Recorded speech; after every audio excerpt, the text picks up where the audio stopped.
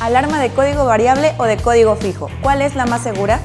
Si estás a punto de instalar una alarma a tu vehículo, pero aún no sabes cuál, nosotros te explicamos. Alarmas de código fijo. Esta alarma siempre envía el mismo código cada vez que presionas el control.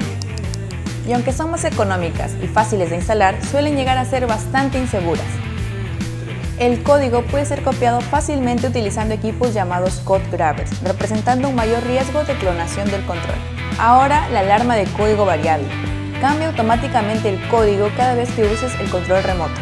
Y aunque su precio es mucho más elevado que las alarmas fijas, son mucho más seguras, difíciles de clonar y te brindan mayor protección contra el robo electrónico, ya que funcionan con tecnología más moderna.